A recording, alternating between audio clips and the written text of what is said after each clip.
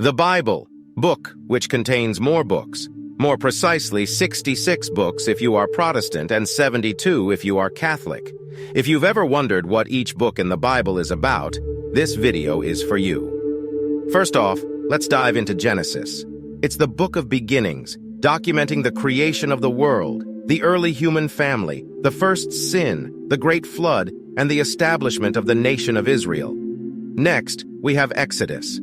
This book recounts the story of Moses and the liberation of the Israelites from Egyptian slavery, leading them toward the promised land.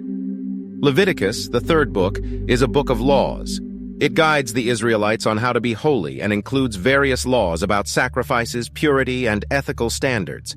Numbers, as the name might suggest, is a book of two censuses. It narrates the journey of the Israelites in the wilderness on their way to the promised land.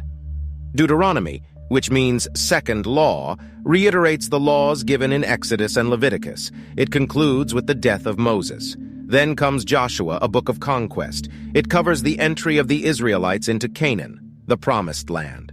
The book of Judges describes a time of moral chaos for the nation of Israel and introduces various leaders or judges who deliver the people from oppression.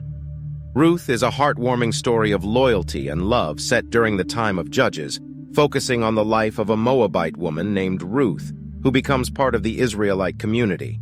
We then have 1 and 2 Samuel, books that record the transition of Israel from a collection of tribes to a monarchy under the leadership of Saul and then David. The books of 1 and 2 Kings continue the story of the monarchy, recounting the reigns of Solomon and the subsequent kings, leading to the division and eventual downfall of the nation. 1 and 2 Chronicles provide a priestly perspective on Israel's history, emphasizing the religious reforms brought by certain kings.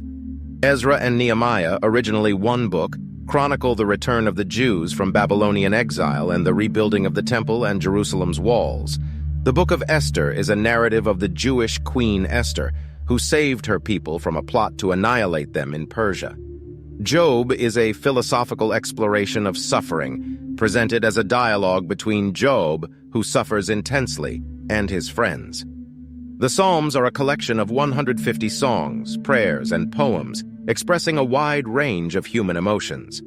Proverbs provides wisdom on how to live righteously, while Ecclesiastes explores the meaning of life. The Song of Solomon, or Song of Songs, is a poetic dialogue on romantic love. Next, we enter the books of the prophets, starting with Isaiah, who prophesied about the coming Messiah. Jeremiah warns of impending doom for unrepentant Judah, and his lamentations are expressions of grief over Jerusalem's fall. Ezekiel and Daniel, prophets in exile, offer visions of hope and future restoration. The remaining 12 books, Hosea through Malachi, are known as the minor prophets, not because they're less important, but because their writings are shorter. These books cover diverse themes like love, justice, repentance, and the coming of the Messiah. That concludes our journey through the Old Testament, a treasure trove of history, law, poetry, wisdom, and prophecy. In our next video, we'll explore the New Testament, so don't forget to hit subscribe and the notification bell so you don't miss it. As always, thanks for watching, and we'll see you in the next one.